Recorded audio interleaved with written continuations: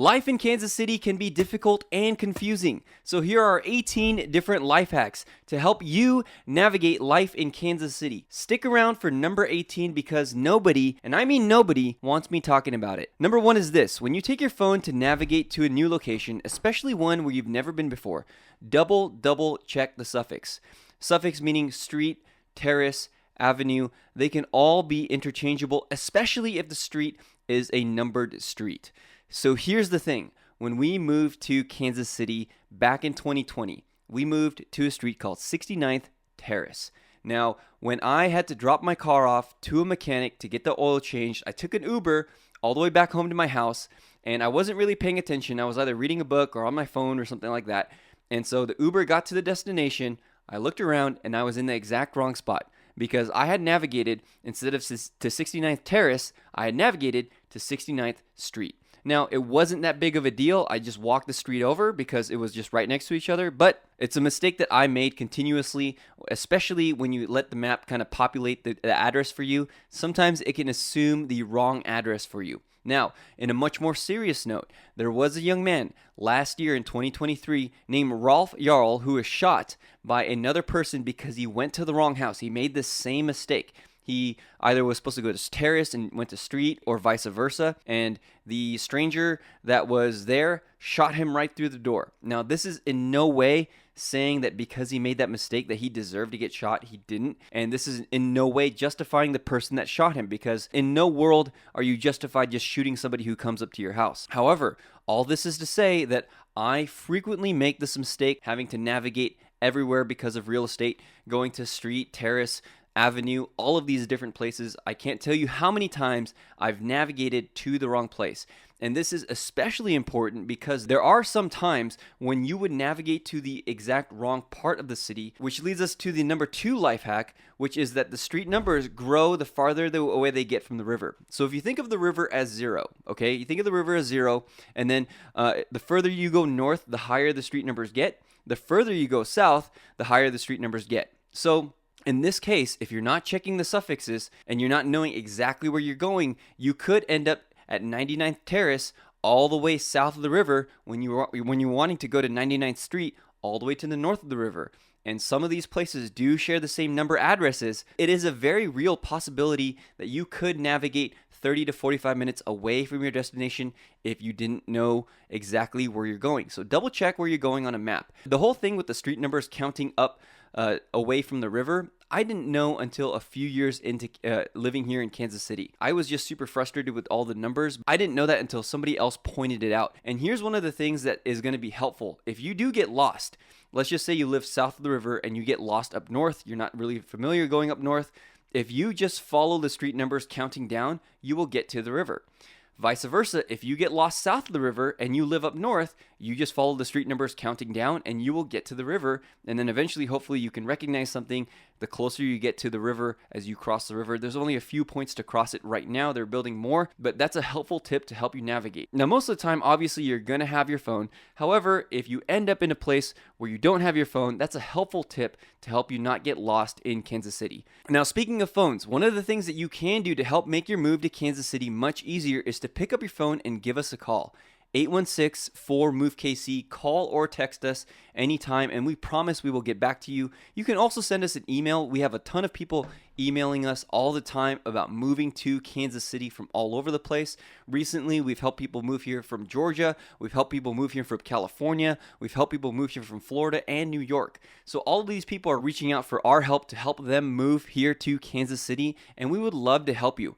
816-4-MOVE-KC, or send us an email. We would love to help you move out here to Kansas City. Now remember, stick around to the very end because number 18, nobody wants us talking about this. So the number 3rd life hack is when you come to a 4-way stop. I found this on Reddit. I thought it was pretty funny, but I also thought it was very accurate.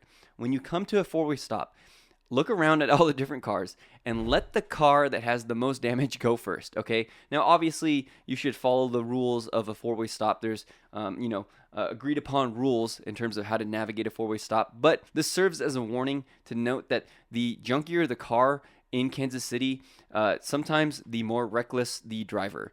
And this is true, especially around where we live. We live south of the river, kind of near the plaza, near Midtown, and we live pretty near a rougher area.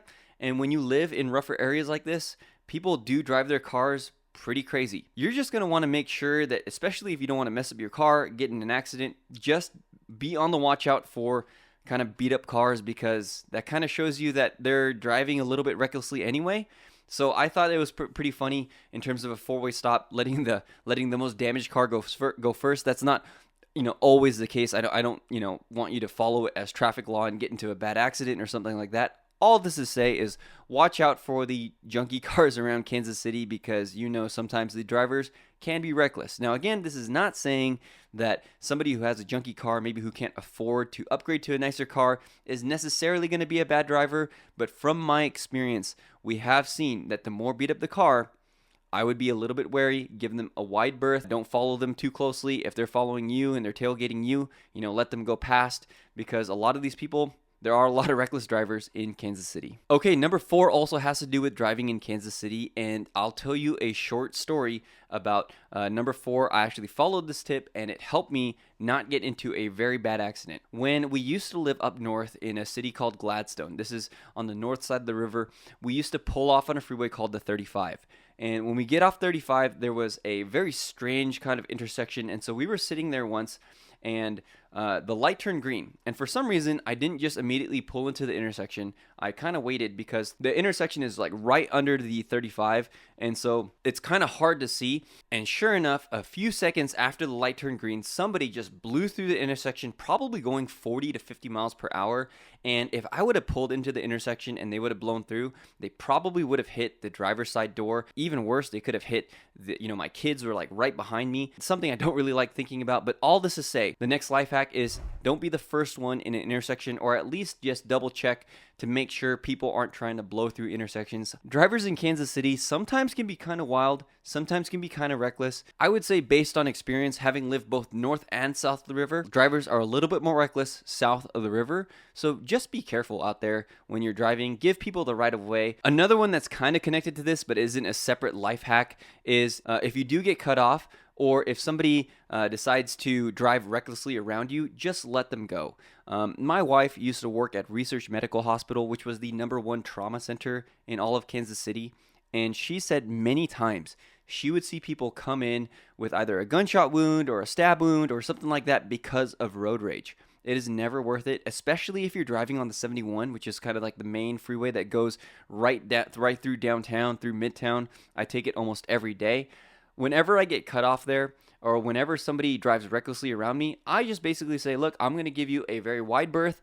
I don't want to come near you. I'm not going to try to cut you off. So that's something to say, is just to be careful when you're driving, because there are a lot of crazy drivers here in Kansas City. And guess what? There are a lot of firearms here in Kansas City too, which is unfortunate. We are a city that is somewhat known for our crime. So anywhere in the metro, if you get cut off, just let them go. It's not worth picking a fight that could possibly cost you an injury or something even worse. Okay, the next one is a little bit more lighthearted, and that is do stuff during Chiefs games. Now, Kansas City is absolutely obsessed with the Chiefs here. Even as a Chargers fan, I have grown to kind of secretly pull for the Chiefs because it is so good for our city when they win. However, if you don't care about football, or if you just have to get a lot of stuff done, then I would definitely go do the things that you need to do during Chiefs games. Whether it's shopping, whether it's going to play golf, whether it's going to the Renaissance Festival. I had a friend mention that the Renaissance Festival was awesome during the Chiefs game. He doesn't care about the Chiefs. He doesn't care about football at all. He went to the Renaissance Festival and he said it was awesome. There was no lines. There was nothing. There was nobody to get in the way. You can go to Worlds of Fun during the Chiefs games.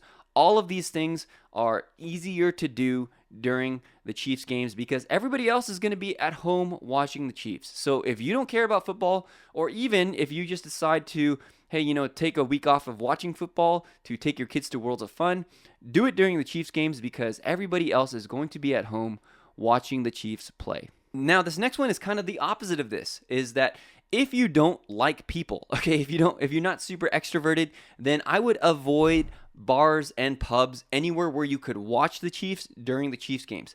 So here's the strange thing about Kansas City is that when you have a city that's as attractive as ours, you have a lot of transplants from all over the country.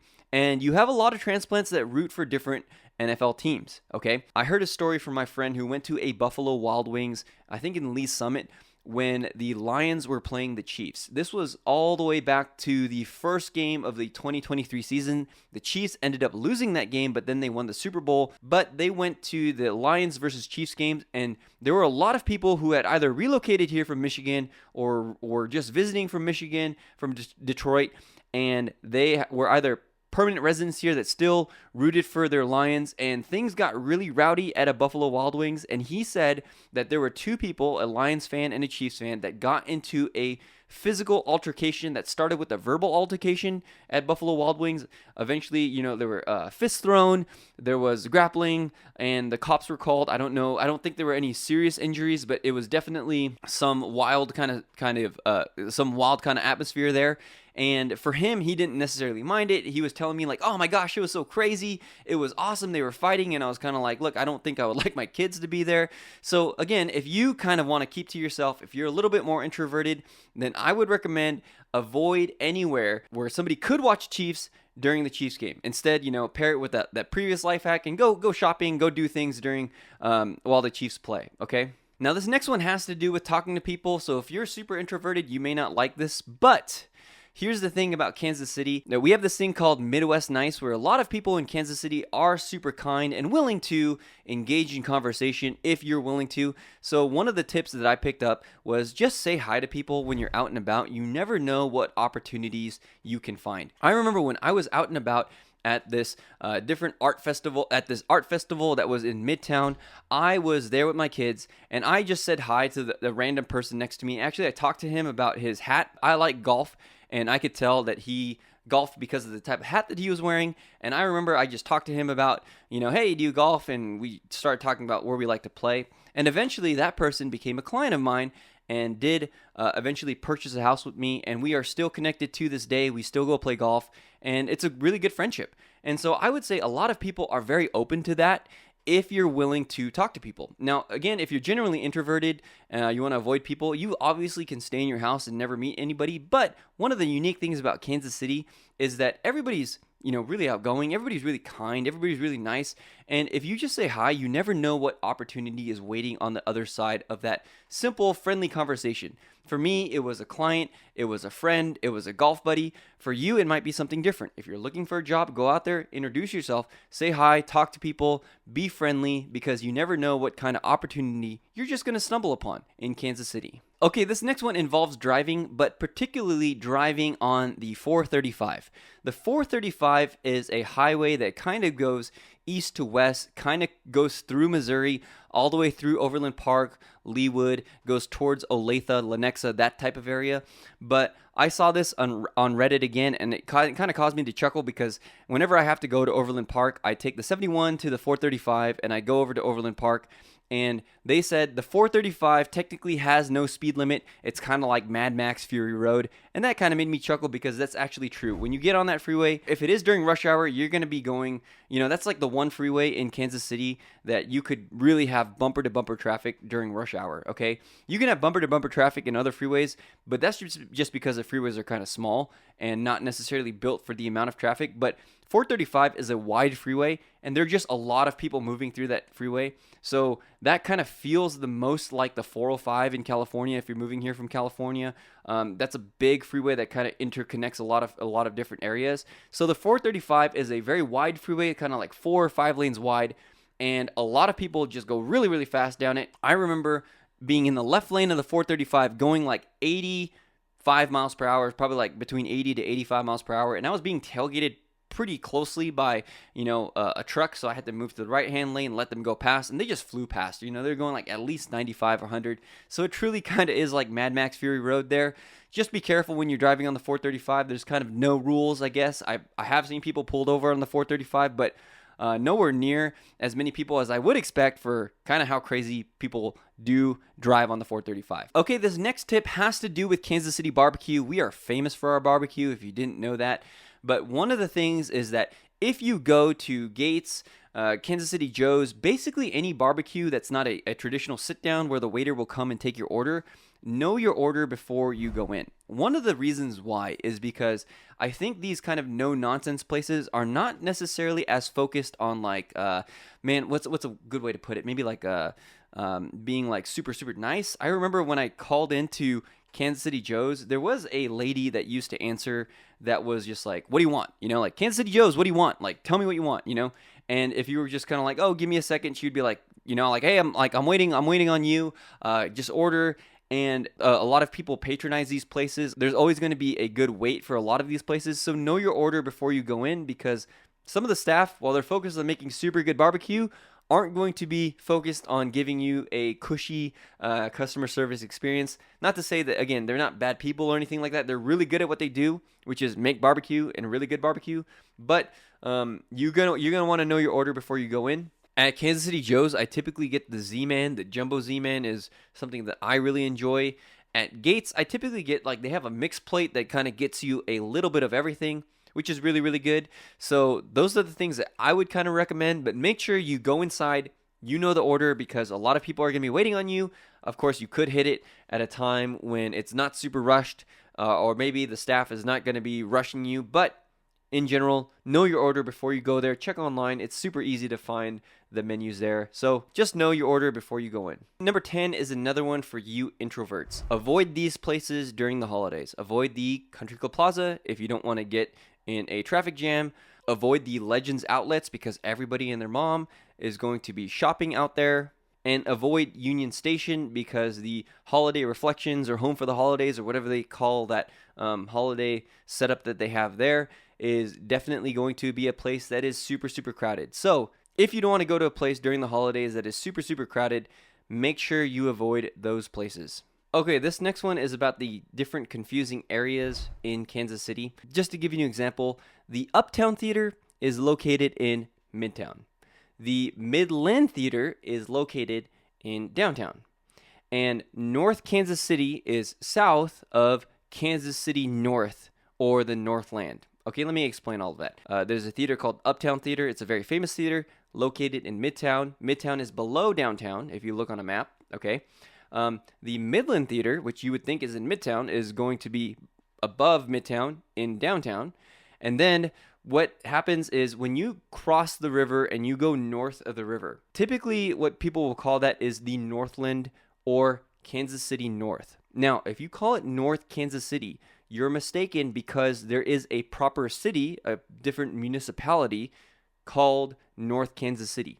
North Kansas City is a largely industrial area, although there are residences there and a lot of apartments there and a lot of things to do there. It's a cute little town, but that's going to be the very south of the Northland is North Kansas City. And then everything else above the river is referred to as the Northland or Kansas City North. All of that is to say that if you refer to something as North Kansas City, then you're going to be talking about the specific city, the specific jurisdiction in North Kansas City. In fact, actually, let me show you on a map just so you're not confused and you don't refer to something and make somebody confused when you move here. All right, so if we're looking at a map, then here's is North Kansas City. You can see North Kansas City is in the southmost part of everything north of the river, okay?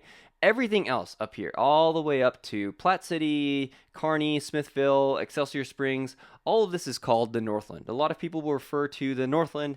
They're going to talk about Gladstone, Liberty, Parkville. All of these areas are considered the Northland. Now, when you come down south to Kansas City, a lot of people will say, okay, so you can see we're located here. We're right outside of Midtown, although I refer to our area as Midtown.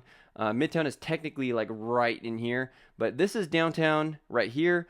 This is Midtown right here. And then typically, if you go down further south, this is South Kansas City down here. So we could be referred to as South Kansas City. We could be referred to as Midtown. A lot of these places are confusing. So that's the kind of geography, topography of Kansas City. And it can be a little bit confusing because, like I said, all these things are labeled and they have these different vernaculars. So if you want to talk like a local, that's going to be one of the things that you're going to need to know about how Kansas City is laid out. Okay, now getting to another confusing thing about Kansas City, and this will only apply to certain people, is that if you want to go to the International House of Pancakes, otherwise known as IHOP, make sure you're not going to the International House of Prayer, also known as IHOP. So if you're navigating to your local IHOP and you're expecting buttery pancakes, if you just type in IHOP, many times it's going to think that you're going to want to go to this big church that's kind of located in South Kansas City called IHOP KC. It stands for International House of Prayer again. So make sure you're navigating to your local IHOP if you want pancakes, and you're going to your local IHOP KC if you want to pray. Two different places. This next one I really enjoyed because this is so true. If you live here in Kansas City, and let's just say you visit somewhere else for vacation, and you are like me, you've got young kids in the airport when you're trying to fly back to Kansas City, and you're just like, look, I don't even know where my tickets are. We got to get ourselves to the right gate. One of the ways to look for the right gate and to know that you're in the right gate, if you can't, gather your wits about you to pull out your phone and do all that stuff, is just look for the people who are dressed in all the KC gear, okay? A lot of people who live in Kansas City. It's a kind of strange phenomenon. I've never seen it anywhere else before, but a lot of people who live in KC have a lot of KC stuff, including myself. There's a brand called Charlie Hustle, and I have like probably 4 or 5 of their shirts. I'm sure you've seen them in other videos. I have a few sweatshirts that are Charlie Hustle sweatshirts, and they just have Kansas City. And this is not my like, I don't wear any Chiefs gear because, again, I'm not like truly a Chiefs fan. I'm happy when the Chiefs win again, but I'm not like truly a Chiefs fan because I'm a Chargers fan still. But I have a lot of Kansas City gear, just like generic Kansas City gear. In fact, let me get you my hat here. So here's going to be something that's very common when you live in Kansas City is you just have KC stuff. And a lot of people, we're proud of where we're from, where we live. We love our hometown. So I have this generic KC hat that, is not affiliated to a team. I know this is in Royals colors, but I'm a Dodgers fan. But I'll still wear this stuff because I like Kansas City. And I have a lot of Kansas City stuff. So I didn't wear a lot of Los Angeles stuff when I lived in LA. I wore like Lakers stuff and Chargers stuff and, Dodgers stuff. And I still have that stuff. But I never had like generic like Los Angeles t-shirts. So all this to say is that if you're at some like foreign airport, if you're flying back from like Chicago International Airport or something like that, just look for the people with the KC gear because most likely they're going to be heading back to Kansas City. Here's the next one. Public transport currently is free in Kansas City. Now, it may not always be the case. There are some rumors that it's not going to be the case, especially once the streetcar expands and the kind of infrastructure fills out. I hope it stays that way because we have used a streetcar before, and that is a pretty fun ride. However, right now, public transit in Kansas City is free. You may not get really far because we don't have like a lot of infrastructure for public transit, but right now it's free.